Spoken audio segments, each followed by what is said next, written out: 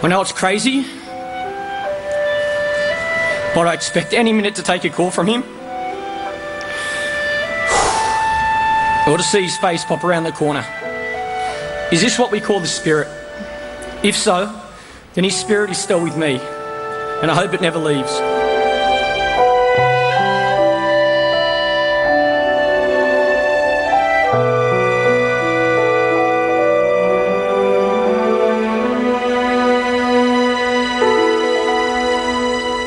The wave of emotion that has washed over our country this past week tells us so much about the affection millions felt for Phillip.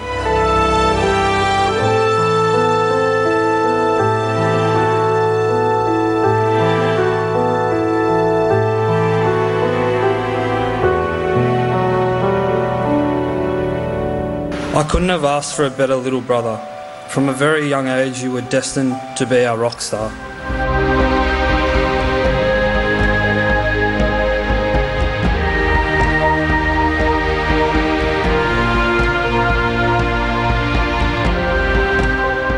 Phillip, I am so honoured to call you my brother, my best friend and my hero.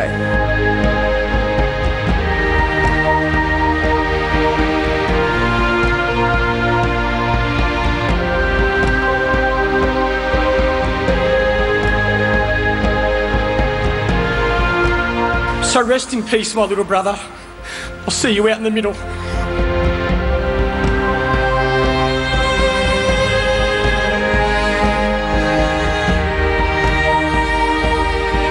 Philip Hughes, forever unconquered on 63.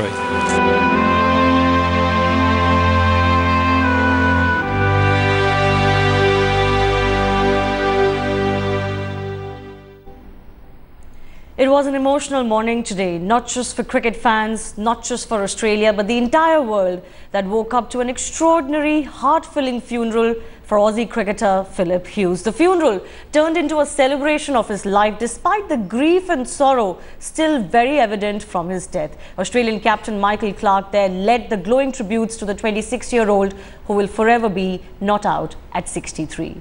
We pay our tributes to the man and look at what his death means for cricket. Joining me on the show, former India captain Sourav Ganguly, former India cricketer Nikhil Chopra and our consulting editor Boria Majumdar. Phil Hughes was laid to rest after an emotional farewell by his family and Australian cricketing fraternity earlier today in his hometown of Macksville. A lone cricket bat rested against the coffin at a packed service in his former high school hall.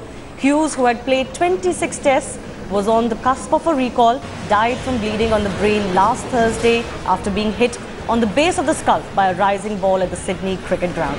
His tragic death stunned Australia, where cricket is considered the national game, and prompting a reschedule of the upcoming India Test series, while fans around the world place cricket bats outside their front doors as a mark of respect. More than 5,000 people, including Australian Prime Minister Tony Abbot, attended the funeral ceremony. Australian captain Clarke and the rest of the Test squad were joined by former and current players from around the world and friends and relatives from Hughes' hometown of just 2,500 people on the north coast of New South Wales. Philip Hughes' father Greg and brother Jason, alongside Clarke and Aaron Finch, led the pallbearers carrying his casket out of the funeral in Macksville. Hughes' funeral procession made its way down to the main street, with thousands following the hearse before he was privately cremated. India's stand-in skipper Virat Kohli, Murli Vijay and Rohit Sharma were at the funeral on behalf of the Indian team, and also team director Ravi Shastri and coach Duncan Fletcher were amongst the attendees. Let me go across to Sourav Ganguly first up. Sourav, never before seen scenes really in the world of cricket. We've never really seen the death of one man uniting the world of cricket, as has happened after Philip Hughes' very, very sudden and sad demise. Yeah, for me, cricketers have gone much higher in the world's eyes today. Yeah. You know, we saw what happened for the last 3 or 4 days. The reaction of the Australian cricketers around the world, and today it finished with Michael Clarke in his speech, and that's why he's captain of Australia, and that's why he's been around with the Australian team for such a long time. It just speaks of the volumes, the way he goes about his job. It's not just scoring runs in the middle, but it's also about picking a team and feeling for your own boys, and I don't want to see players getting into this position, and I don't want to see them at all, but in whichever way it has happened, it has really increased the respect of the sport in the eyes of the world. We see the competition, we see the aggression of the Australians, we see the way they fight on the cricket field, but this is another side of them which will remain very, very close to all cricket viewers around the world. Yes, very good point you make. They fight hard on the pitch, but such emotional scenes, a very, very emotional ceremony there, Boria. We'll listen into what Michael Clarke and James Sutherland had to say in just a bit, but you know, it's quite difficult for anyone to not have wet eyes as they watched that ceremony earlier today. Absolutely. Even when you were playing that initial montage, I mean, you know, one just feels for Phil Hughes, and one has to grieve and mourn. I thought Saurav said it quite beautifully there, Shivani. This is called the gentleman's game, and today the sport stood up to being a gentleman's game around the world. I mean, legends from around the world congregating in Australia, the country united behind their loved sportsperson. And there are three things here. One, you know, it was a story from the boy, for the boy next door, coming and making it so big in Australia. And that is the Australian story, isn't it? Yeah. I mean, that you can come from really, really outskirts of Sydney, this small town, and then come and do wonders and become a great.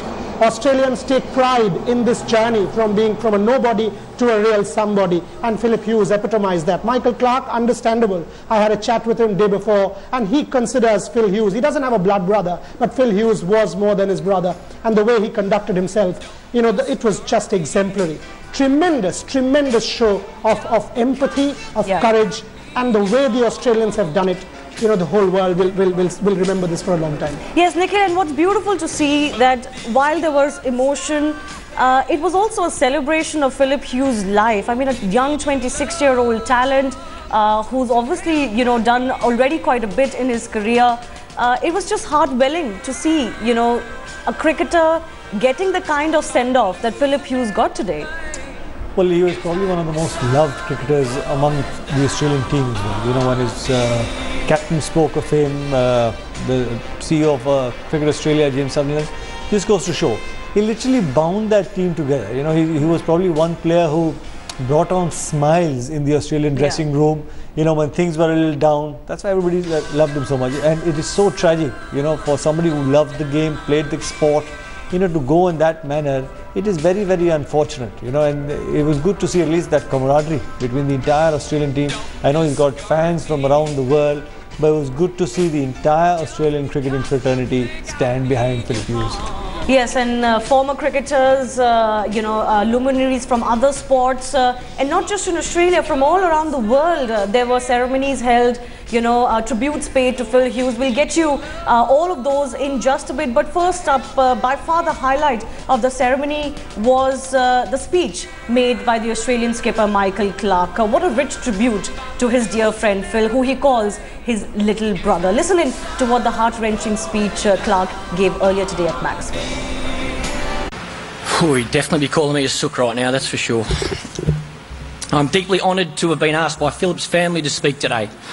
I'm humbled to be in the presence of you, his family, his friends and his community. He was so proud of Macksville, and it's easy to see why today. Taken from the game, his family and loved ones, at the age of just 25, he left the mark on our game that needs no embellishment. I don't know about you, but I keep looking for him. I know it's crazy,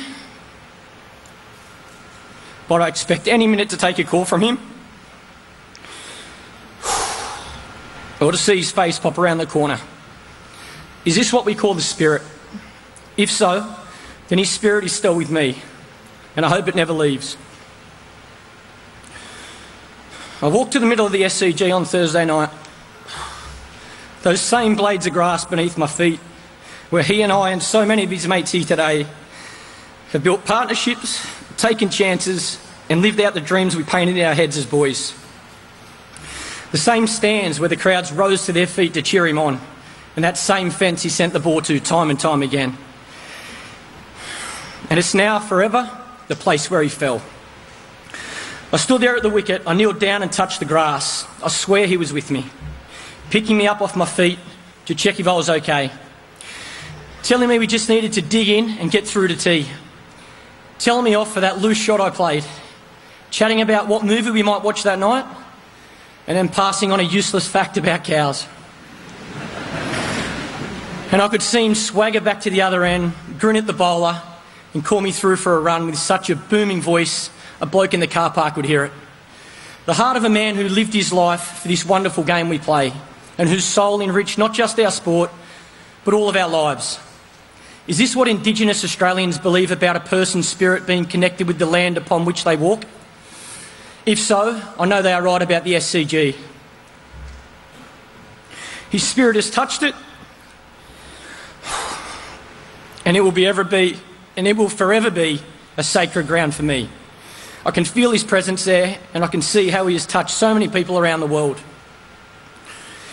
The tributes to him from cricket lovers kept me going. The photos, the words, the prayers, and the sense of communion in this loss from people across the globe have shown me his spirit is in action. It has sustained me and overwhelmed me in equal measure. And the love of my band of baggy green and gold brothers and sisters have held me upright when I thought I could not proceed.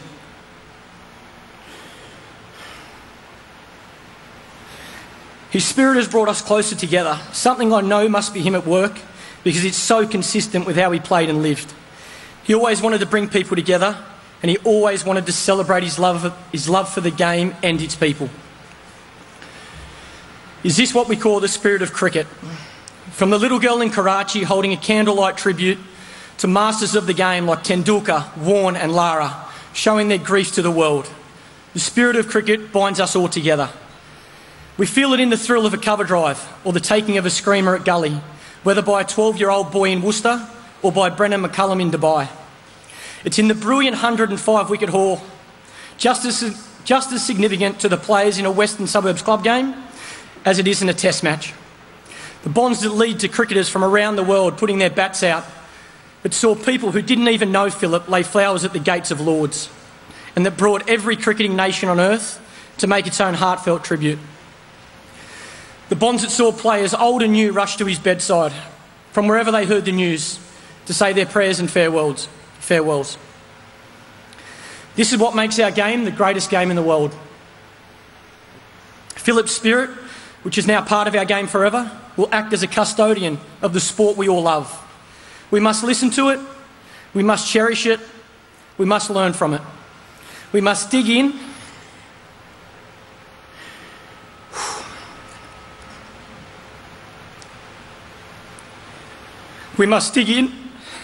and get through to tea. And we must play on. So rest in peace, my little brother. I'll see you out in the middle.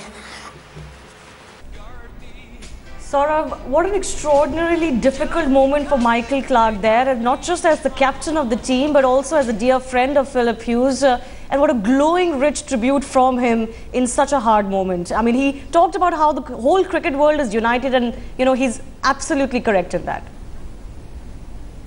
Yeah, absolutely. And it was a fascinating speech from the captain of Australia. And as I said in my previous thing, that the game of cricket has got a lot higher in the eyes of the cricketing world. Yes, it's not in the right way, but it has really uplifted the stature of cricketers around the world, and hopefully we can continue to show the same respect to players even when they're alive. And I think that's what you play the game for. And it's about hard-fought cricket on the field, and once you get past it, it's about friendship and it's about being for each other. And I think it was a fascinating speech from Michael Clarke. Oh, absolutely. And it's not just a tribute to Phil Hughes, it's perhaps a tribute to the game itself. We're going to slip into a... Mere words are woefully inadequate at times like this. But if the life of Philip Hughes demonstrated one thing, it is this: a great deal can be packed into a very short time if you have talent, passion and a big adventurous spirit. Over the past week, this nation and the cricket world have reeled in shock and grief at Philip's sudden passing. Yet even amid that profound sense of loss, the spirit of cricket has shone through the darkness. From the Queen to our Prime Minister, community leaders have paused to pay tribute to Philip and to offer solace to his family.